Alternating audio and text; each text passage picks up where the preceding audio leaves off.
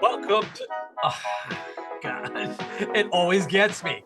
It always. I'm gonna have you start to open. Hey, everybody, this is Kenny Ann with the Sports on the Positive Tip podcast. Kenny, it was great to spend some time there in the beautiful Midwest in Cleveland this week. We didn't. There's no way we would have gotten a chance to do this in person, although it's always nice to do it. We were so busy. So how you doing? It's been a long time since yesterday.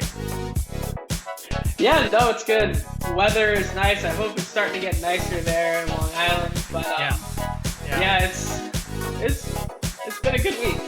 Yeah, it has. It was a great week. And yes, it finally cooled off here a little bit. All right, let's start here, and then I want to jump into some baseball. We want to talk also about a few other things. Trevor Bauer, Deshaun Watson, some updates there, and then really talk about Kevin Durant. And then we've got storytelling time right at the end.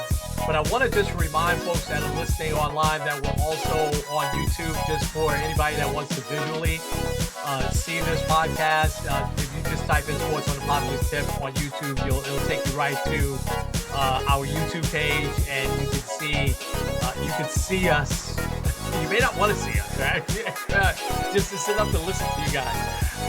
And by the way, we are also, I think you know this, right? We are also on all platforms now. Anywhere you get your podcasts, Spotify, iHeartRadio, anywhere you get your podcasts. The only one is the Amazon one. And I'm going to figure that one out. But we are certainly on Apple Podcasts as well. And that's kind of been our main one. But you can listen to us anywhere, anytime, on the go, wherever you get your podcasts at now. So Ken, big news yesterday, and it was so funny because I forgot who had suggested it.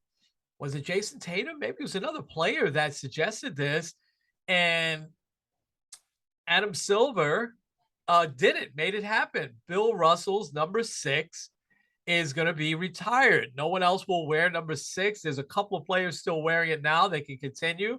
I think LeBron James obviously is one. That's where I shouldn't say obviously, because he's been 23, right, for part of his career, but he's wearing number 6 now. What were your thoughts, your initial reactions to see that Bill Russell's number 6 is going to be permanently retired? Yeah, I'm going to point out that it was also mentioned by our guest Dave Ruff. Yes, that's he right. He mentioned that last week. Absolutely. But I think it's great. I know there are some people that are really hesitant about retired numbers. As a Yankee fan, retire them all. In fact, actually, next weekend is one of my all-time favorite players, Paul O'Neill, is getting 21 retired. Paul O'Neill's numbers getting retired? Wow. Okay. Yeah. Okay. That's a whole other story. There's more to that. Maybe we could talk about that actually next week, because it'll be August 21st. Makes a lot of sense. But but number 6, I think it's one of those, because I know people would say, well, they should have retired Kobe's number when he died prematurely. But it's hard because do you identify him as 8 or 24? LeBron's kind of the same. If you look at say 15, 20, 30 years from now, he's also he'll be known as partly 23, but people will always say, well, that's he just took Jordan's number, or 6 when he was with the Heat and now with the Lakers. So I don't know. I think if you were going to retire anyone's number league wide, it should be Bill Russell's. I mean, we talked a lot about him last week, how he is the greatest winner. I had seen this thing, and I wish I had seen it beforehand. The guy undefeated in winner-take-all games. I think he had 9 Game 7s, 9-0. Wow. Wow. In college, never lost a winner-take-all game, which to me tells a lot about his winning mentality. And I think that's a big part of why he should be respected by getting number 6 retired throughout. But then you add to the fact of all the other things he had to deal with, being a black man in the 60s in sports, where segregation is still happening and all of that. I think it's very good. I'm glad that they did it. I feel like sometimes people are very hesitant to retire numbers in general.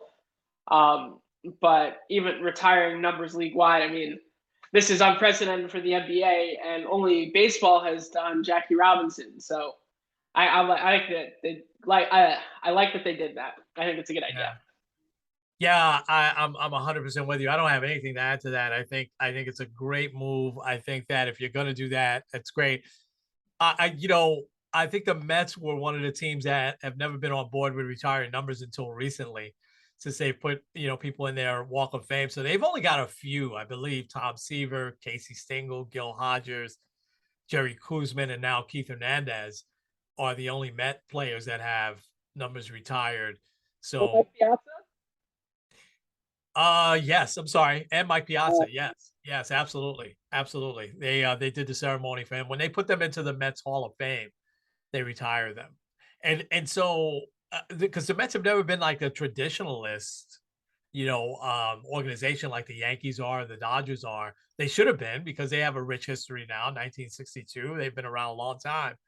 So, but I think for no one to ever wear number 6 again in the NBA, I think that's a fitting tribute to a guy who really helped put the NBA on the map and did so much for so many people and really epitomized winning. While we're on basketball, why don't we jump to Kevin Durant? And we'll get basketball out of the way, and then we'll jump into baseball. um, so it comes out this week that Kevin Durant met the owner over in London. They both happened to be in London at the same time, and he has a meeting with him. And the reports are that he said, I'll stay if both Sean Marks, the GM, and Steve Nash, the coach, go. Then I'll stay. And the owner has hinted now that it's not going to happen. He's gonna hold on to his coach and his GM. Where does that mentality come from? Where you can ask for not only the coach but the GM to be fired, and it's not new in the NBA, by the way. It's more the NBA than other sports, though. Man, maybe because it's less players. If like one or two players in baseball, say, "Hey, I don't like the manager," chances are they're not going to get rid of the manager. But I remember years ago, and certainly he was a different person with the Mets because they loved him. But Terry Collins was so disliked that the Angels, the whole team, just one day was threatening to not play a game, led by Mo Vaughn, believe it or not.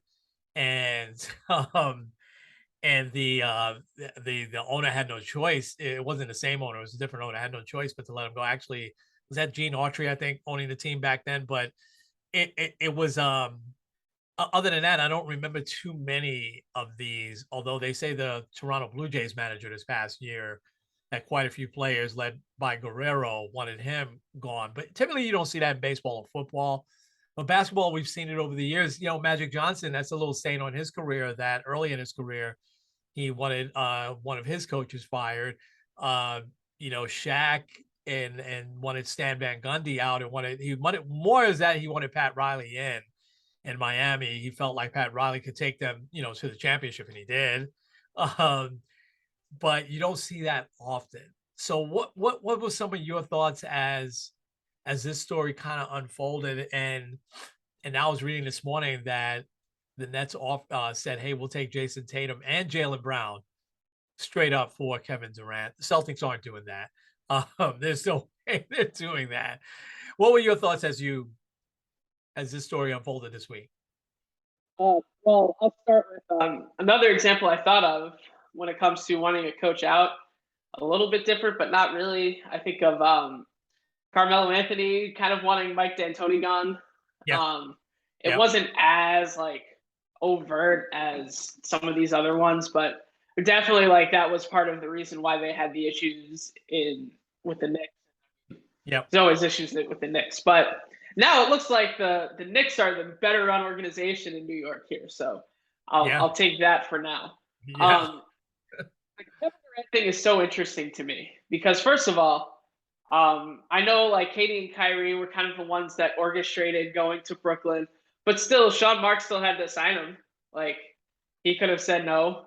He could have said like, "Nah, we don't want these guys." I mean, he would, if that came out that he said that, he would have been killed for it. But also, they chose Steve Nash. But Steve Nash wasn't like this high-profile candidate among other people. Like Ty Lue is one of those guys. Like you thought he might be going here or there. Like a lot of people respect him as a head coach, especially after winning the title with LeBron. Jason Kidd, even very good contemporary with Steve Nash. Like Jason Kidd was looking to possibly be the Lakers head coach and interviewed for Portland, and now he's in Dallas. Like that makes a lot of sense. But I didn't even know Steve Nash. Like he had zero head coaching experience and didn't seem like he wanted to be a head coach. And the only reason why he was brought in was because Kevin Durant has a strong relationship with him. And Yeah. also Katie and Kyrie said, like, yeah, we don't really need a coach. So like it kind of seems like to me, they kind of made this situation. And I'm sorry it hasn't worked, Kevin Durant, but that's not anyone's problem aside from your own. Yeah. And if you really didn't like Brooklyn, if you hated it, why did you sign a long-term extension last year? Now I know a lot has happened in that last year. Whether you're talking getting James Harden, and then the whole vaccination issue with Kyrie, and the fact that it seems like James Harden didn't like that Kyrie wasn't vaccinated, so that caused him to leave. And Ben Simmons, the whole thing with him, where he apparently left the group chat after he was asked if he was going to play in Game 4 against the Celtics. Like, How did that just come out this week too? That was kind of weird that that just came out this week. yeah, I don't understand that at all. But with all of that, like to me, if I'm any other team, I'm not taking Kevin Durant. I know he is an otherworldly talent. I know that he could take your team from one level to the next very easily, but it kind of seems like there's a lot of issues there. Um, and also, like, oh, it kind of seems weird. Everywhere he's gone, except for Golden State, winning really hasn't been there. Oklahoma City, we haven't really seen it for years. Yeah. Um, Now in Brooklyn, he's been there 3 years. Now, granted, he was hurt for one. There was the issues with Kyrie. So, like, maybe if this team could stay together for a year, you might see something. But now I don't know if that's ever going to happen. Like, Yeah. I forgot the number, but it's less than definitely less than 50 games that KD, Harden, and Kyrie all played together. I think it's only like 50 something that KD and Kyrie have played. So like there's a lot of injury issues there. There's the vaccination thing. So they never really got this off the ground running. But it's gonna be hard for the Nets to deal them. Yeah. So there's the rumor of Philly, but like what's Philly gonna give up? Are you gonna trade James Harden back to Brooklyn? That's not gonna happen. You're not going No. to trade Joel Embiid. Like you'd have to gut your team, and you don't have any draft picks because you gave them all to Brooklyn so that you could get James Harden. Yeah. So I don't know if that would happen. The Celtics still kind of seem like the same, like the logical choice because like KD would thrive in a place where he doesn't have to kind of set the tone of the culture. And Boston, we know, has a really good culture. Like there's a reason why they were in the NBA Finals this year. So it kind of seems like that's the logical place for him. But also, like, the Nets GM has been kind of dumb through this whole thing. Like, I'm going to ask for the world. Now, granted, like, I understand you have one of the top 5 players in the NBA right now. So, yes, you should get a haul. But also, people aren't going to give you 2 All-Stars for one. No. It's just not going to happen. So, No. like, to me, starting with Jason Tatum and Jaylen Brown is just like, okay, well, we're not going to talk to you. Let's wait until you decide to actually give us a real offer. I think Yeah. you do Jaylen Brown, maybe a guy like, I hate to say it because I know he's beloved there, but Marcus Smart and a few Yeah. picks, that would probably do it. Or maybe one of like their big men, maybe like a Williams or something like that. But Right. um, I don't know. It just seems very interesting now. Like before, after kind of seeing the way that things have been a little bit stagnant, I was like, oh, maybe they'll actually run this back. Now I don't know if KD would even show up to camp.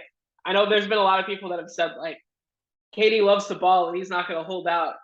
Maybe he would. I don't know.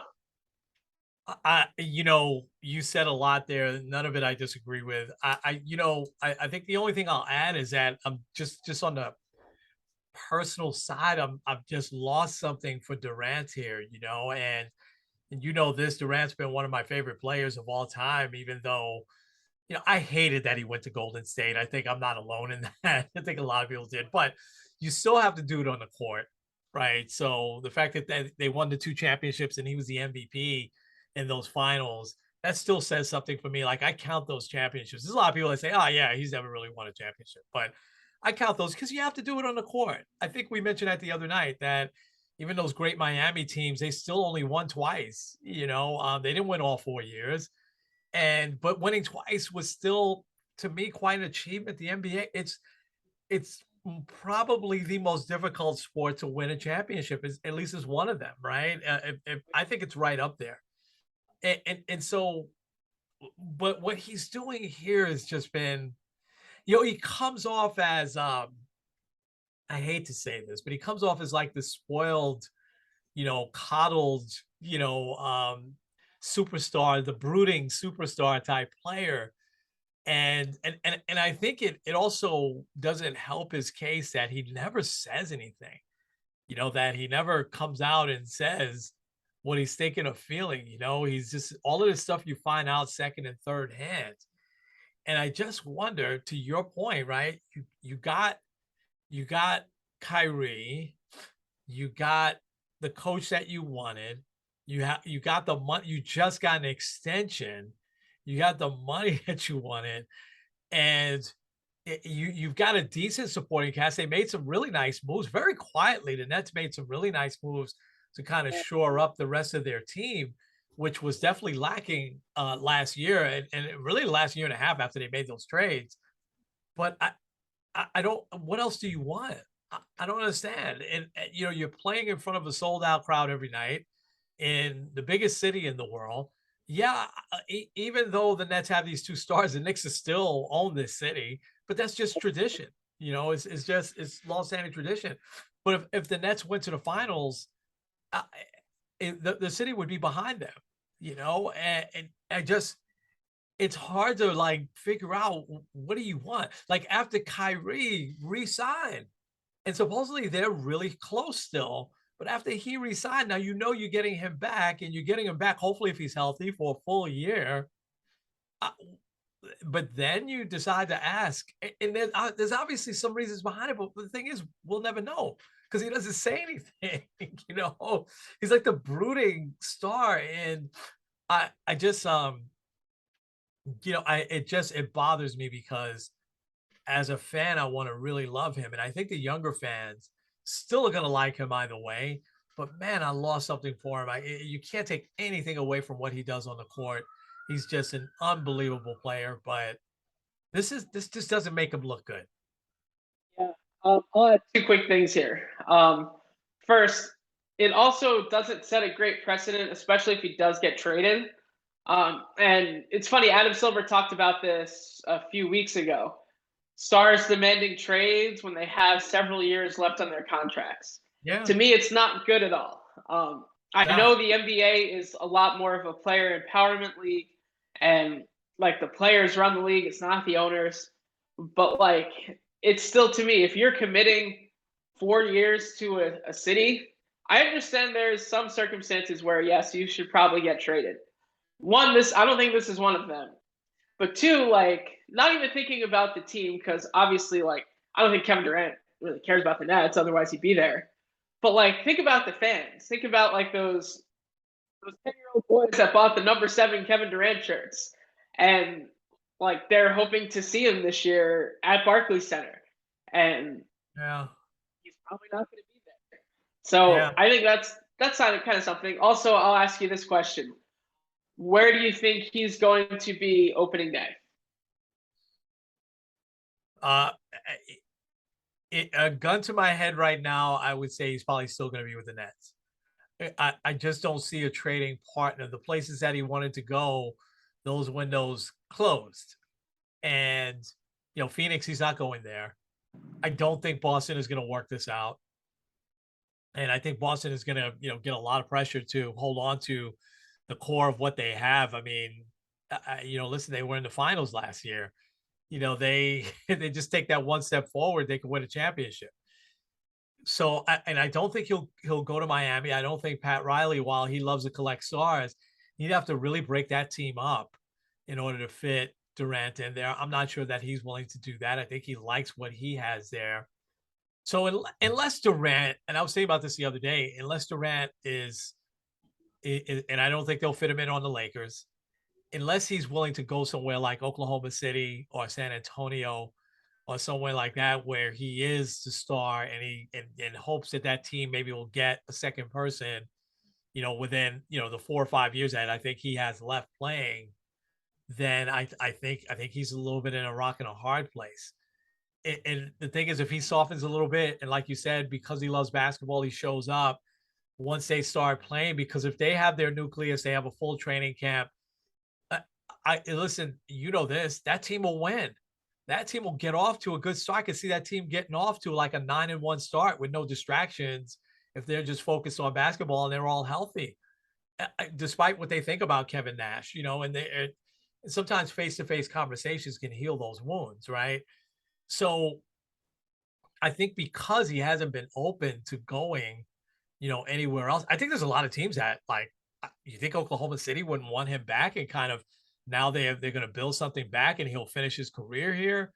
I think they would. You think Greg Popovich wouldn't is not saying, you know what, I'm going to make one more run at this, with a superstar and have him fit in, and those are those smaller cities that Durant would probably fit well in. You know, Dallas might even, Mark Cuban is a little bit nutty. He might break that team up a little bit, even though they are, on the rise as well.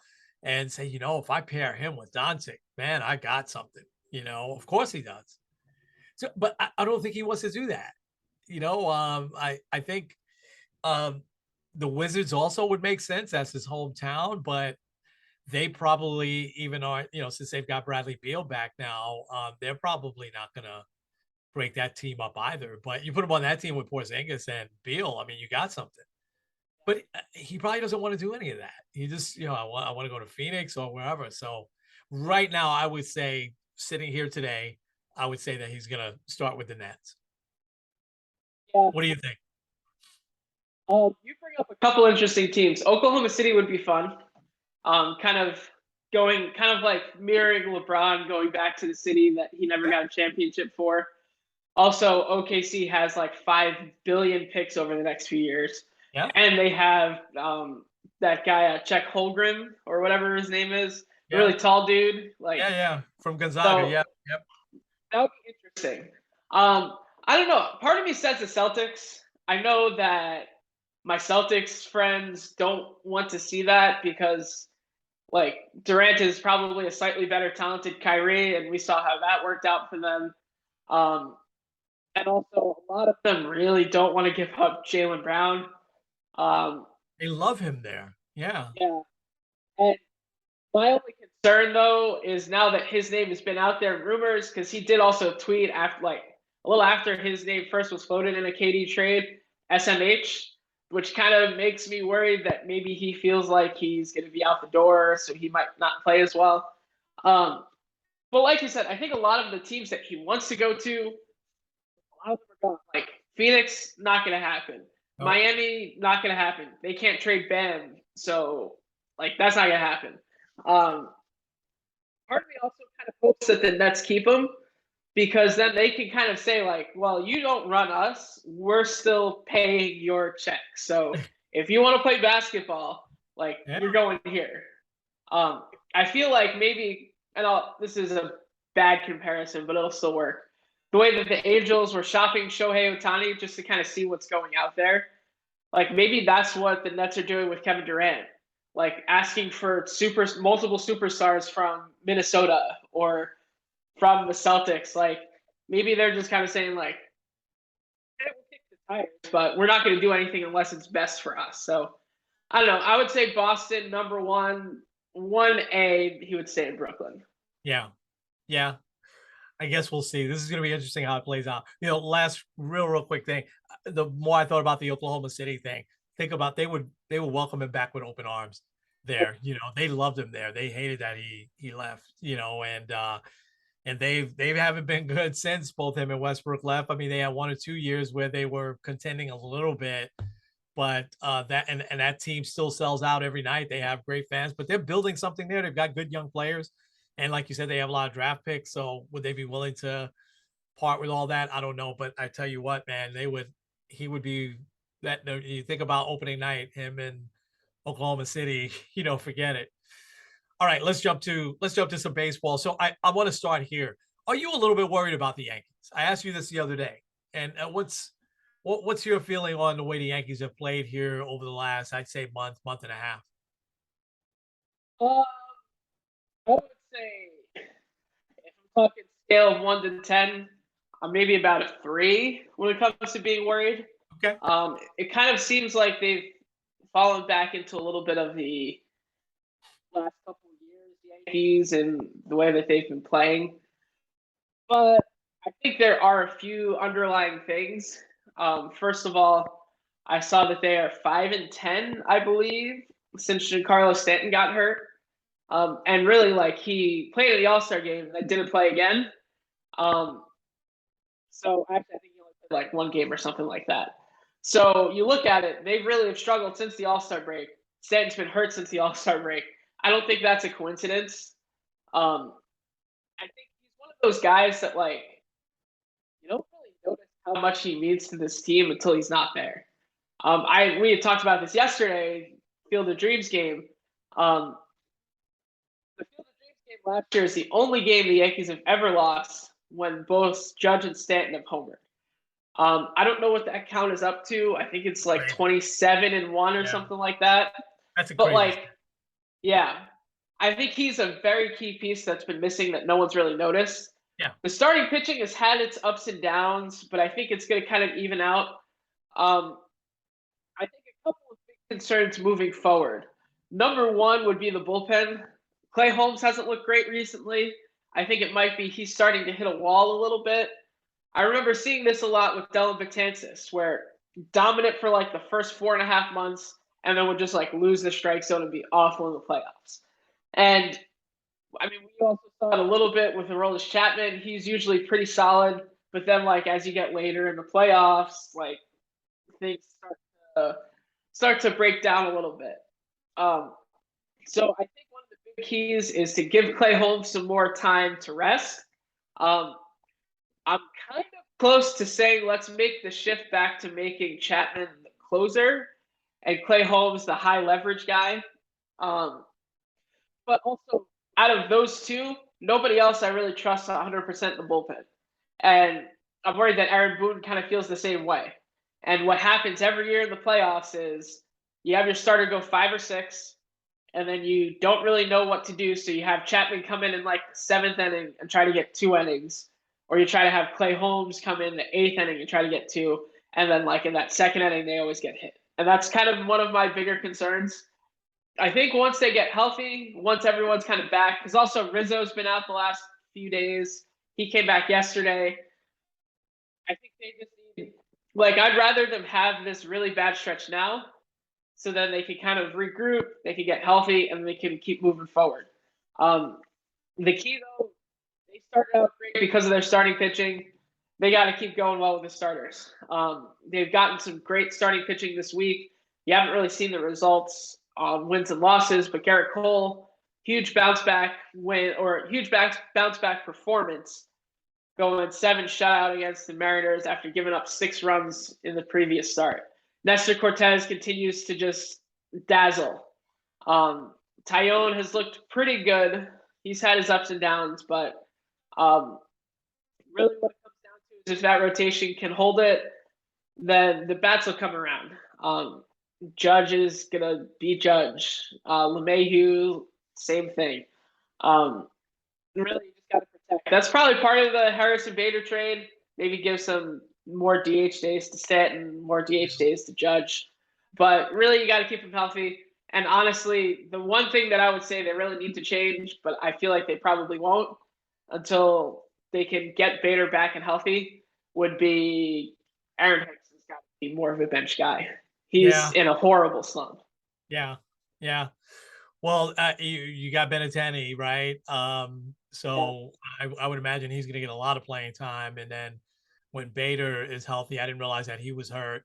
I think he'll get some playing time as well, and so you'll probably see Hicks on the bench, especially when Stanton comes back. Um, I think that you nailed the key for this team because I think they were, by the way, they've still got like over 200 plus run differential, right? Which is now second. I think the Dodgers passed them.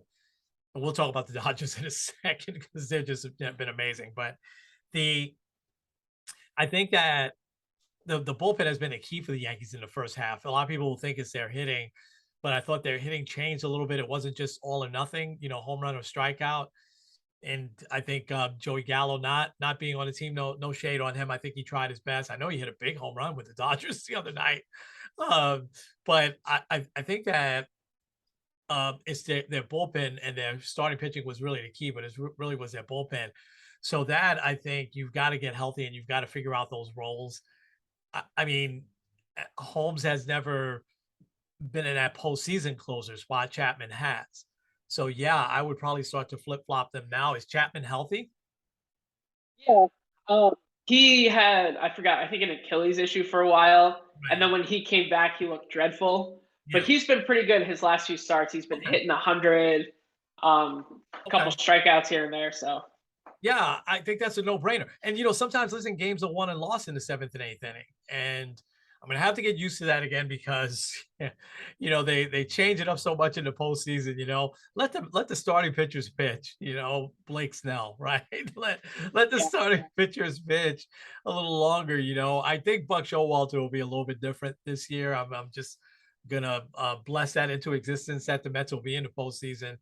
But I think he'll be a little because he's let his starters go late into games and well over 100 pitches very consistently since early this year. So he seems to be going a little bit old school, when it comes to kind of ignoring the pitching count and just relying on the eyes. And I hope more managers do that. But we're going to see Dave Roberts do some head scratching moves again. We'll see Aaron Boone scratching his head. We'll see even Dusty Baker will be like, "Why, Dusty? Why are you taking this guy out?" But I think listen to me, the key is health for the Yankees. Good. You want to say something? yeah. Just to kind of emphasize on Chapman, last 7 appearances, 7 shutout innings, only giving up 3 hits, striking out 6. So he's back. Yeah, I mean he's closed in the World Series. He's with the Cubs. He's closed in big spots. You got to trust him at some point. And Holmes, that's such an important role. He comes in the seventh and eighth inning and locks it down to get to the ninth inning. So many times games are won there. I don't think anybody's catching the Yankees. They still have a 10-game lead as of this morning. And and listen, there's what, 60, 62 games left. Nobody's catching a 10-game lead in 62. It's possible, it's happened, but I don't think it's going to happen with them. I just think for them, it's just a matter of getting those roles right and getting healthy. The Mets have a 7-game lead, and it was like a half game with the Braves. The Braves threw everything they could at the Mets, and they couldn't catch them. I think this has been a turning point. This taking 4 out of 5 games in this series and widening the lead for the Mets has been a real turning point. I think in the season they played very consistently. They only had one kind of bad stretch where the Braves were just so hot. And listen, the Braves are still winning. They beat the Red Sox, I think, 2 out of 3 this week, if I'm not mistaken. The but they just haven't been able to catch the Mets. So now gain any ground. Now the Mets have got that 7-game lead, which again, that's not huge. That could still go down. But the team that's 10 games out, that's gotten hot, they play this weekend, and that's the Phillies. And I didn't expect this from the Phillies. I figured the Phillies were kind of dead in the water. But it goes to show you that sometimes these interim managers that are just waiting for an opportunity, Phil Nevin with the Angels, not so much. I don't think he'll get hired for next year.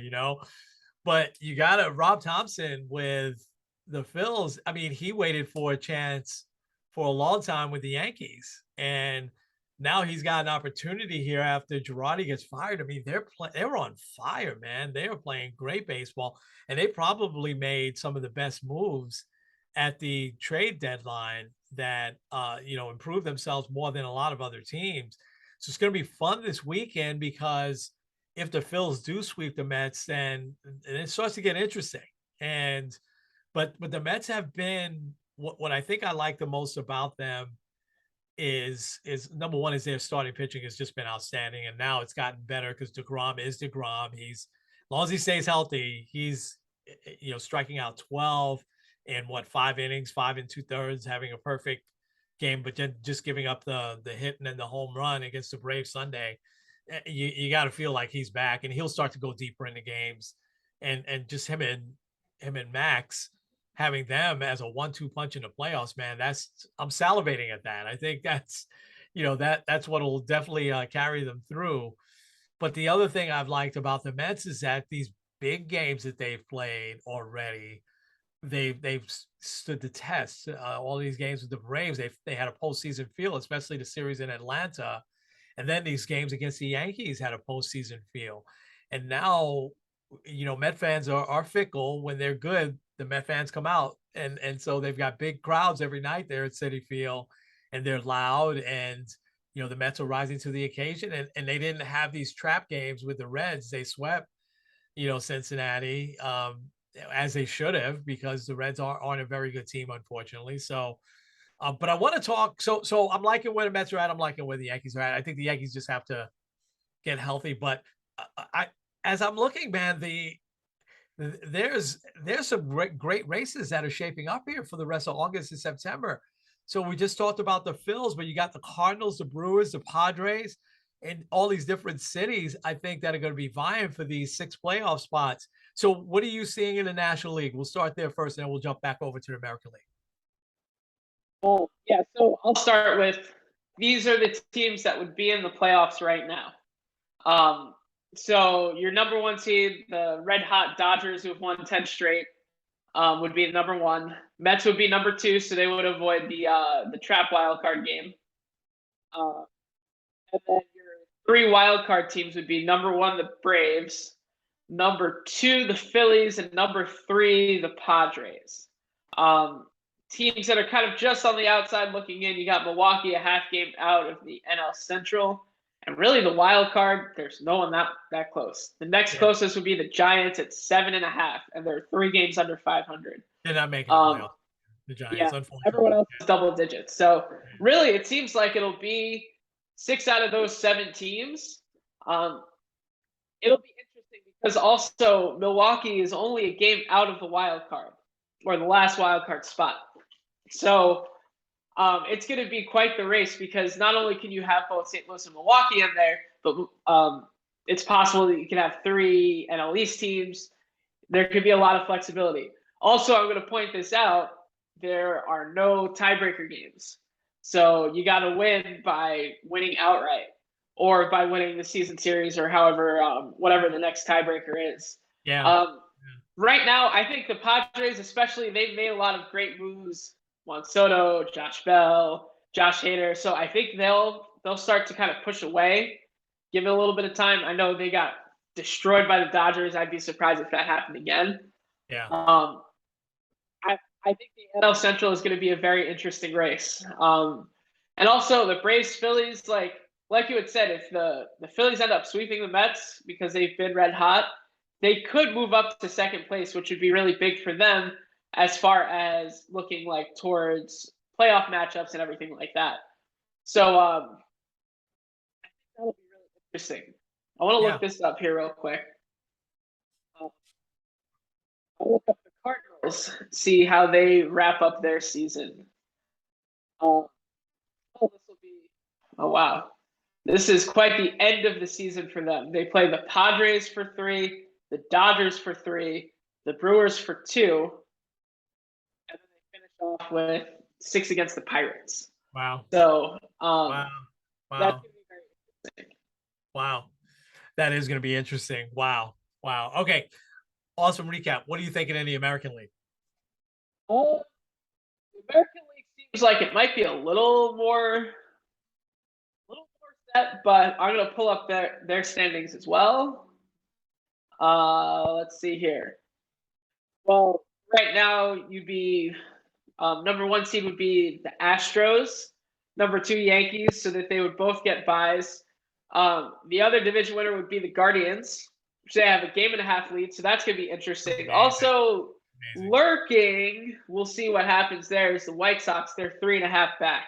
Right. So the wild cards would be number 1 right now would be the Blue Jays, number 2 Seattle, and number 3 would be Tampa Bay. Baltimore is only a half game back. The Red Sox, who have been very down, are still only 4.5 back.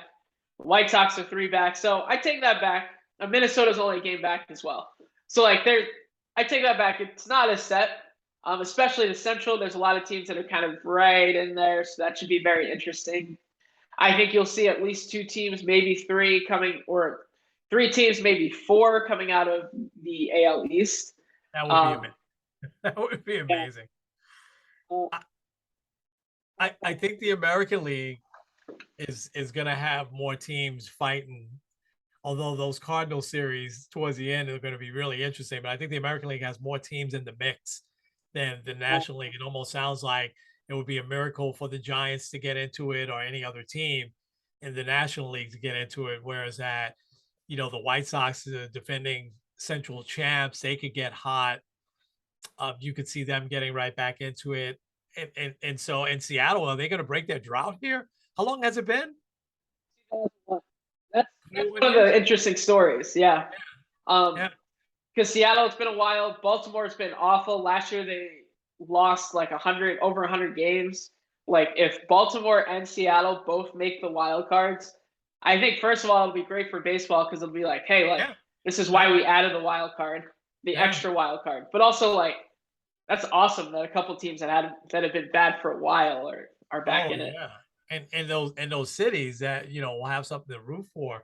I'm always still surprised. I saw an Orioles highlight maybe last week, and there's still so many empty seats there, and I'm surprised the fans haven't gotten a little bit more back. I guess they will if the Orioles stay. Maybe they just don't believe that the Orioles are this good, and they're expecting them to collapse. But I don't think the Orioles are. I think that they've legitimately got some really really good young players that are paying off, for them right now. And so and they made one or two weird moves at the deadline to lose Mancini, who was an excellent player for them for a long time. But that should be interesting. Seattle, though, they tend to get big crowds there still, so that should be really good. All right, let's go here for a couple of quick minutes, and that is the Field of Dreams game last night. I was traveling back here, so I didn't get to see any of it. Saw some of the highlights this morning. I love Ken Griffey. I thought that was a great touch. And I was like, oh, wait a minute. That's right. They have the tie. They both play for the Reds, so they have the tie in there with Cincinnati. I thought that was a great touch. The matchup could have been better, but, you made that probably last year, and you're thinking both those teams would be at least good, at least decent, right? Um, but there were a bunch of ideas. There was an article. I think baseball needs to do this stuff more often during the season, so the season isn't just ho hum. I think you could do at least two or three other events, and it looks like they caught on to one idea that you and I talked about. It was your idea. You and I talked about this maybe 10 years ago, even. So talk about a few of the ideas that baseball has, and maybe an idea or two that you have to kind of have these special days or weekends during the regular season. Yeah, so I didn't really watch a ton of the game either. I loved the Ken Griffey Jr. Senior moment. Yeah, The hey dad want to have a catch because like what made the Field of Dreams game so great and like awesome last year was like the feel like it's part of the Field of Dreams movie. And yeah, I feel like trying to replicate that, it's like those really bad sequels where like you think it's going to be really good, but then it's yeah, like they're just trying to replay the hits and it doesn't seem that way. But it yeah. must have been really popular because I did see in the same article $573 for the cheapest ticket at in Iowa Wow, there. So wow, wow. yeah. That's a lot. That's a lot of shekels. So a few of the ideas that they came up with because they were like it was so good. It was the most watched game last year, I think since 2005 or something like that. So it's obviously like a lot of people were really interested in it. It did everything that they were hoping. So a few ideas that they threw out there. Number one was doing a Hall of Fame game, kind of similar to football. Doing a game up at Cooperstown, and even trying to get tie-ins to the people that were being inducted into the Hall of Fame. That'd They be had great. suggested doing like a Twins Red Sox, David Ortiz in there, Jim Cott, Tony Oliva. So I think that would be really cool. That would have been great. Um, Yeah. they talked also about doing a tie-in to the College World Series because they do that with the Little League World Series in Williamsport. Doing a game in Omaha right after the the College World Series and having it as a rematch of the previous year's World Series. Yes. So Um, that was your idea years ago. yeah. Yeah. Another thing they suggested, just in general, is having more players mic'd up. Um, they referenced Alex Manoah's strikeouts during the All Star game, which to me that was a lot of fun. Kind of like hearing and like you kind of felt like his confidence as he was going. He's like, "Oh, I got this, I got this." I feel like they kind of need that. They've thrown out maybe doing something with a because the NBA is toying around with it, doing like a midseason tournament. I feel like with baseball, there isn't as much like it's so random. You can have like a random team getting super hot. I don't know. It's interesting. Yeah. They also mentioned doing more games overseas. Like we talked yesterday about how you had like you always would have like the random series in Japan early on in the Yeah. season. Yeah. I remember the last one I think was the A's and the Mariners. It was Yeah. Ichiro's last game, which Yes. was Yeah. amazing. Like it was great seeing Ichiro get like an amazing standing ovation and all. Yeah. But like doing not just Japan, but doing because they are going to do another series in London, Cardinals Cubs. I like that. But they mentioned they had plans to go to Mexico before the pandemic, and that was obviously killed. Um, I think it was 2019. I remember because the Indians had done a series in Puerto Rico, and it was Yep. big because your boy Francisco Lindor hit a big home run in Yep. front of his hometown. Yeah. Um, Yeah. so I I remember that. since there's a lot of foreign players, I think doing more international games would work. The only issue is depending on where you do it, timing wise, can be really hard. Like we talked about the Japan ones, like games are on at 5 o'clock in the morning. It's really Yeah. hard to watch a baseball game and wake up at like 4 a.m. Yeah. Um, A lot of people did so it though. When it was Mets and Cubs, a lot of people that I know did that. yeah, that would be some like doing some things like that would be excellent. Yeah. I think really continuing to highlight some of the bigger matchups because it does seem like sometimes like those big like those classic type of matchups, World Series rematches, especially starting next year, every team's going to be playing every other team, so you're always going to have a World Series matchup. Yeah. Whenever that happens, it needs to be highlighted because like I know sometimes because they usually make the schedule before the World Series ends. But you can still adjust to say like, okay, so the World Series this year, Dodgers Yankees, like even if it's during the week, like Fox, you getting that Tuesday or TBS, you're getting that Tuesday game. Yeah. ESPN's doing the Wednesday night. Like I think Yeah. they have to continue to do that. Um, as far as other games, like I think doing in unique stadiums, I think is a great idea. Yeah. Um, but also a lot of people like baseball needs to be more popular here. It's like you go, I mean, you're going anywhere in Latin America, you're gonna sell out like crazy because baseball's so popular there. I love the Field of Dreams feel. I don't know if there's another like really good movie to do it with. Yeah. Maybe like The Sandlot, but that would be hard, you know. Yeah.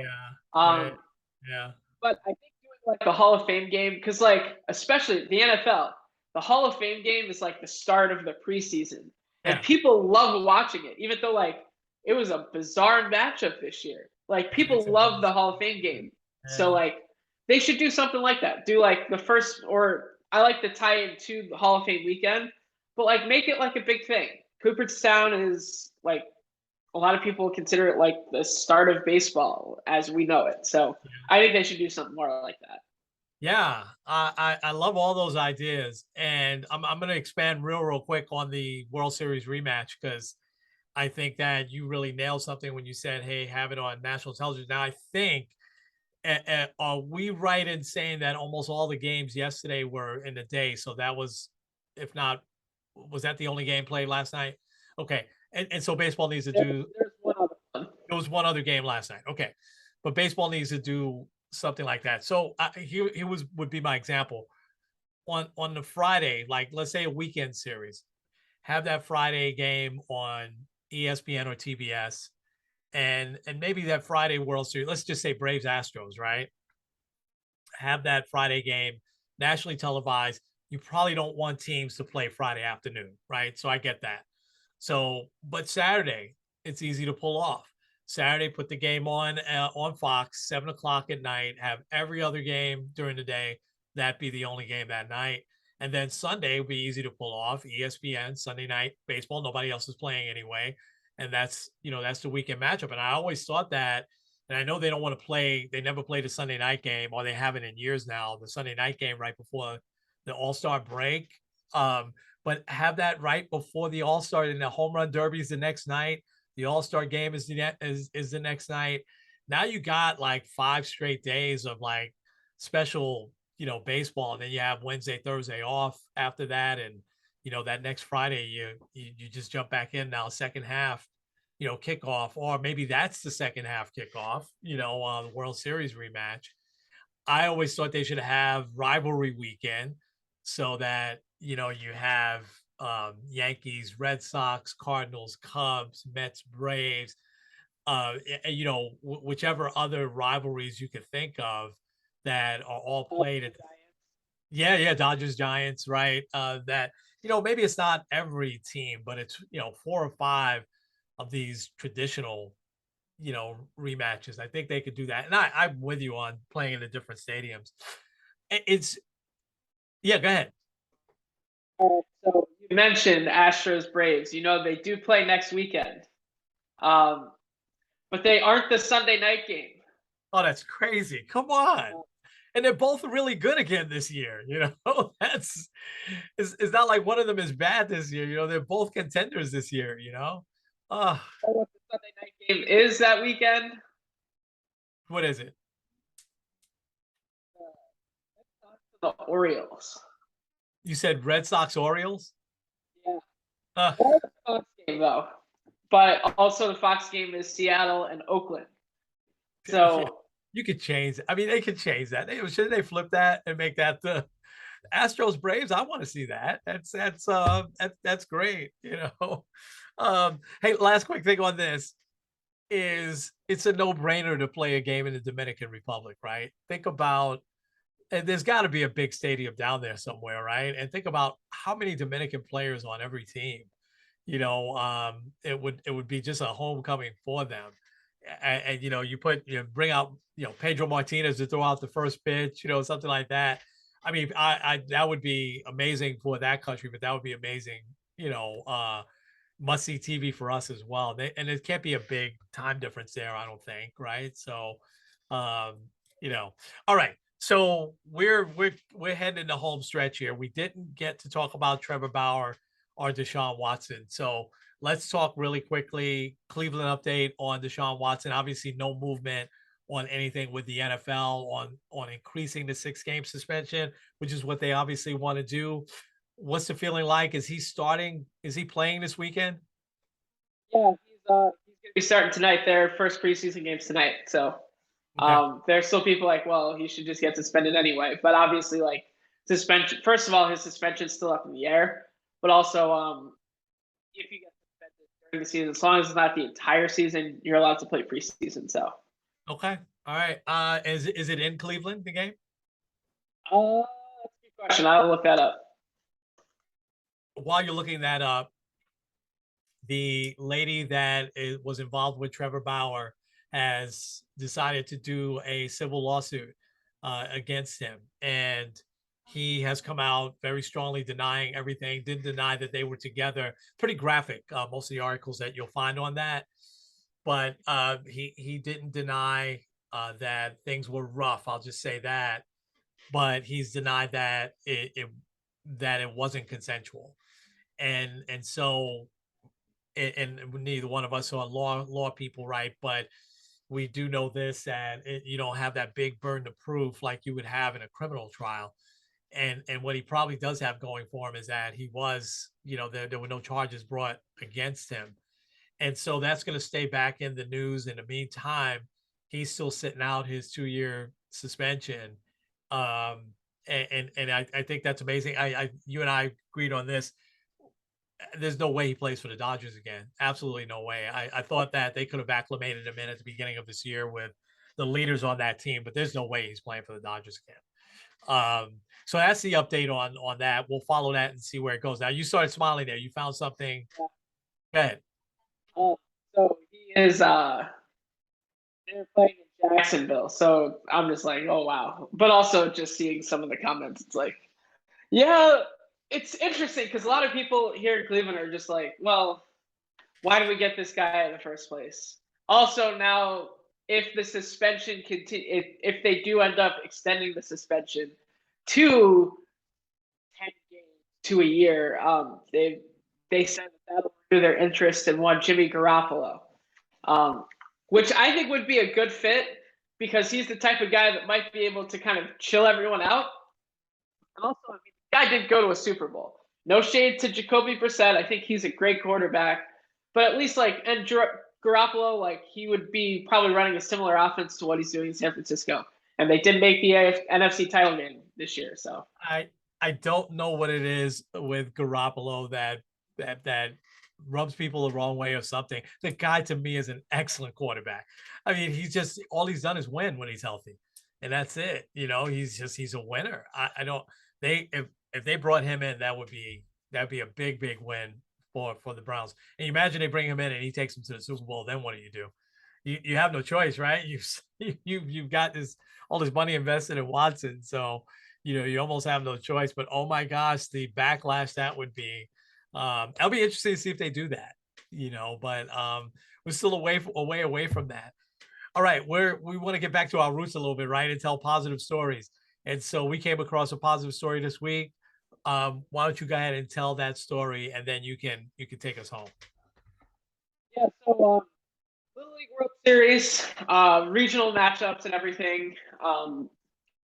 This one kid, I probably should look up the names, but this one kid is pitching, doing his thing, and accidentally drills a guy in the head. Like, obviously, we're not talking. This isn't like that Long Island Ducks game you were talking about, where there's a brawl That just happening. glared. Yeah. Like there was no intent, but obviously, like I feel like a lot of times when we talk about like hitters, like kind of feeling a little bit of the jitters, like kind of like that PTSD type of mentality, Of course. where like they're stepping the plate, they're terrified.